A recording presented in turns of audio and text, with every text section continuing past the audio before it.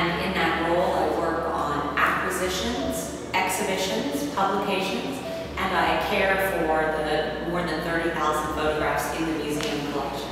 Greta Stern was a German-born photographer who met Coppola during his second trip to Europe before he enrolled at the Bauhaus, and in fact, it was Greta Stern who introduced him to Walter Peter Hans, who was the head of photography at the Bauhaus.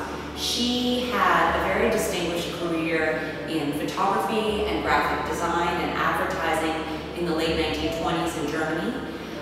She and Coppola met. They moved together back to Buenos Aires in 1935, and the show of their work together in Buenos Aires in 1935 is really heralded as the birth of modern photography in Argentina. Now, Coppola was born in Argentina, in Buenos Aires. He learned photography from his older brother, Armando, an amateur photographer.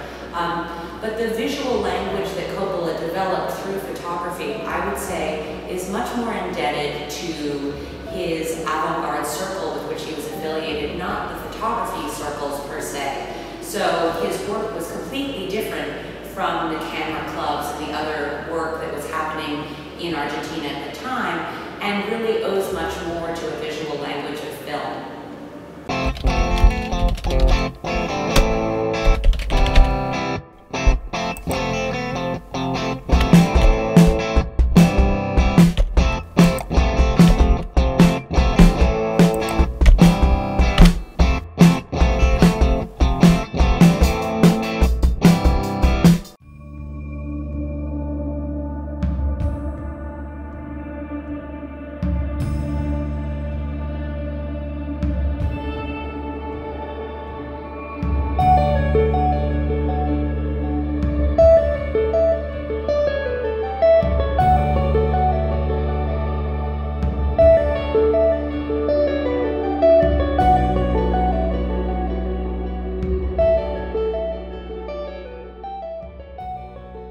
This exhibition has its roots in a number of key acquisitions that the museum has been making over the last decade, trying to build our representation of Latin American photography in general.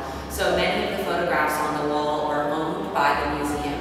And to work on this exhibition, my co-curator, Roxana Marcoch, and I traveled all through Latin America, the United States, and Europe, looking not only for important pictures and a new understanding of these artists, but also to try to find, whenever possible, vintage prints. So many of the photographs, in fact, more than 95% of the photographs you see on the walls in this exhibition are prints that were made at around the time the negatives were exposed, or the earliest representation we could find of those works.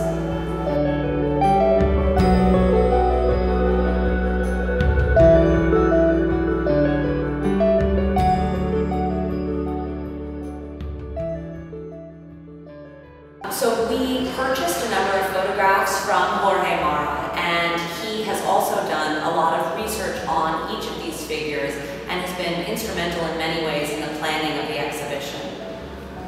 Many of the pictures here were on view for the first time. Many also came from the Coppola and Stern estates. And that research really helped open our eyes to this achievement, and we think is part of what we're so proud of, to bring all of these prints from all of these different collections together.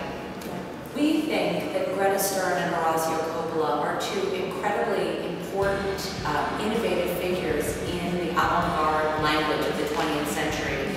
And to a degree that is really not true for many of their European or American counterparts, these achievements are really underknown. So we're thrilled to be able to put forward these achievements and really bring them into that dialogue about what constituted modern photography in the 20th century. For both Roxana and myself, to see all of these pictures on the wall, to see the way these two careers really blossomed in parallel and how those look in conjunction with one another, you can't really anticipate it. You can only hope that it will work out. And it's of course the most gratifying thing is to get to see everything on the walls.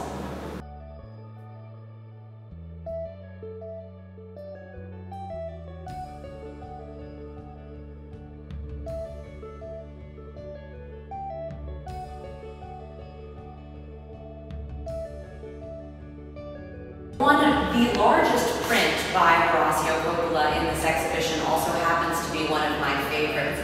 And it's this one taken in Buenos Aires at night of mannequins in a shop window.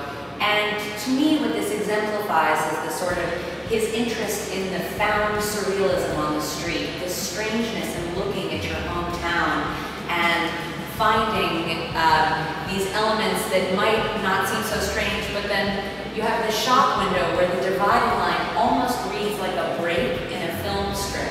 So to me, this sort of encapsulates Coppola's interest in film, the language of surrealism that he had picked up in Europe, and also just an extraordinary print of a really interesting image.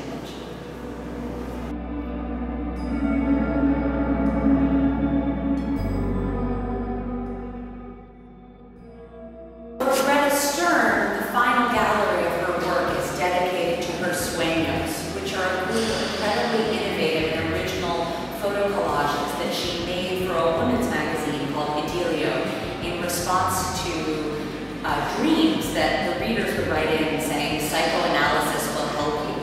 And so in each of these, she has taken elements of her own and other photographs and compiled them together in these rich, sort of proto-feminist, psychologically complex and both